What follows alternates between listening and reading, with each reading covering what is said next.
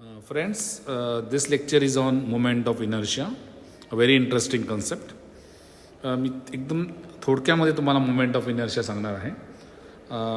मी ते एक सिंपल केस घेतलेली आहे. असं समजूया की एक सिंपल पार्टिकल आहे, एक सिंगल पार्टिकल आहे, त्याचा मास यम आहे, small m. Okay, so this is the particle आणि this is its mass M.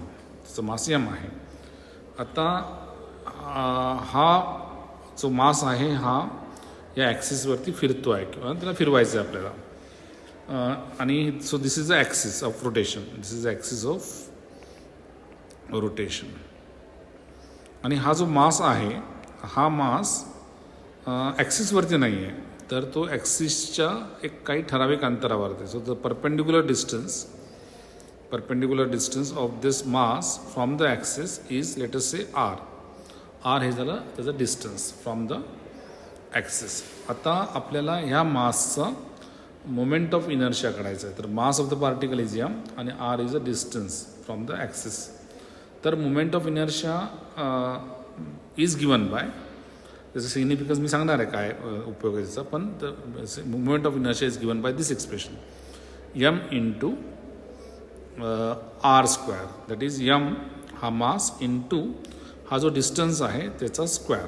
Okay, ह्या दोघांचा product is called as moment of inertia of this single particle about this axis. Axis बदलली, समजा हेच पार्टिकलचं आपल्याला दुसऱ्या ॲक्सिसवरती समजा मोमेंट ऑफ इनर्शिया काढायचं झालं असतं. म्हणजे समजा तुम्हाला सांगितलं असतं की इथे नाही तर इथे तुम्हाला ह्या ॲक्सिसभोवती मोमेंट ऑफ इनर्शिया काढायचा आहे त्याच मासचा. तर अशा वेळेस त्याचं डिस्टन्स बदललं असतं, काहीतरी आर डॅश म्हणूया आपण ते डिस्टन्स.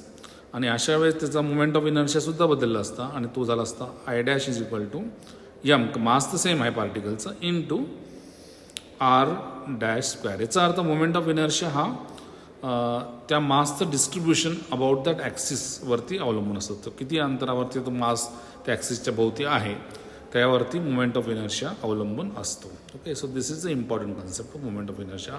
पण सिंगल पार्टिकल असं काही आपण फारसं बघत नाही.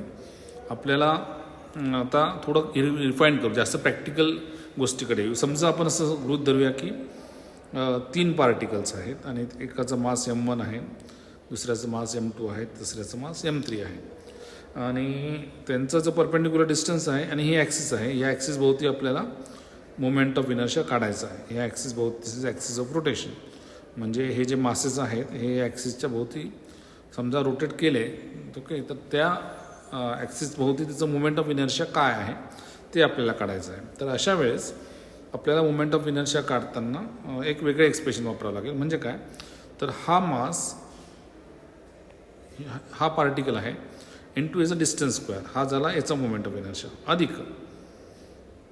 हा मास इंटू याचा डिस्टन्स स्क्वेअर M2R2 स्क्वेअर, अधिक हा मास इंटू याचा distance square M3 into R3 square. Okay, आता समजा आपण गृहीत धरूया की अशा खूप पार्टिकल्स आहेत. So there are so many particles, अशा हजारो पार्टिकल्स आहेत. तर यावेळेस आपल्याला M1R1 square plus M2R2 square plus M3R3 square dot dot dot जितकी समजा N पार्टिकल्स आहे MnRn स्क्वेअर अशा पद्धतीने काढता येईल. म्हणजे जनरल एक्सप्रेशन जर आपल्याला काढायचं असेल, लिहायचं असेल मोमेंट ऑफ इनर्शियाचं, तर ते एक्सप्रेशन झालं समेशन. सिग्मा म्हणजे समेशन, ॲडिशन, समेशन ही झाली समेशनची साईन, इंटू MI म्हणजे I can take any value, आयची व्हॅल्यू 1 आहे आणि अप टू N कुठलीही व्हॅल्यू टाकता येईल. MI त्या मास आय म्हणजे M1, M2, M3, M4 असं, into RI square, R I म्हणजे R1 square plus R2 square plus R3 square like this. Okay, तर अशा पद्धतीने सिस्टम ऑफ पार्टिकलचा मोमेंट ऑफ इनर्शिया आपल्याला काढता येतो. मात्र रिअल लाईफमध्ये आपल्याला असं दिसेल की रिजिड बॉडी असते आणि याचं खूप सारे पार्टिकल्स असतात, इतके खूप सारे पार्टिकल्स, हजारो पार्टिकल्स आणि खूप जवळजवळ पार्टिकल्स. ओके, आणि त्याचा डिस्टन्स हे काही बदलत नाही, राईट. तर अशा रिजिड बॉडीचं की ज्याच्यामध्ये पार्टिकलमधलं जे डिस्टन्स आहे, रिजिड बॉडी म्हणजे काय, पार्टिकलमधलं कुठल्याही 2 पार्टिकल्स घेतले तर त्याचं डिस्टन्स बदलत नाही. अशा रिजिड बॉडीचं मोमेंट ऑफ इनर्शिया काढायचं असेल कुठल्या तरी ॲक्सिस भोवती, समजा ही ॲक्सिस जर धरली आपण, तर या ॲक्सिस भोवती त्याचा मोमेंट ऑफ इनर्शिया काढायचा असेल तर काय करावं लागेल आपल्याला, सर्वांचं बिकॉज हे कंटिन्युअस मास आहे तर आपण शिकलो आहे इंटिग्रेशनमध्ये. तर आपलं समजा एक मास घेतला DM, त्याचा डिस्टन्स R आहे, तर अशा पद्धतीने दुसरा DM घेतला, तिसरा DM घेतला, चौथा DM घेतला, या सर्वांचं एक summation which is nothing but integration of R² DM. Sir या फॉर्म्युल्याने की for a continuous mass distribution, म्हणजे अशा पद्धतीला कंटिन्युअस मास डिस्ट्रीब्युशन म्हणतात फॉर अ रिजिड बॉडी, आपण समेशनच्या ऐवजी इंटिग्रेशन साईन वापरतो, समेशनच्या ऐवजी इंटिग्रलची साईन वापरतो आणि आपला फॉर्म्युला असा असतो की I is equal to integral of R² DM. Okay, तर हे जे बेसिक कन्सेप्ट आहे की मुमेंट ऑफ इनर्शियाचे, तर ते आपल्याला समजले की मुमेंट ऑफ इनर्शिया म्हणजे काय, तो कसं काढायचा आहे. तर then we can talk about specific cases about finding moment of inertia.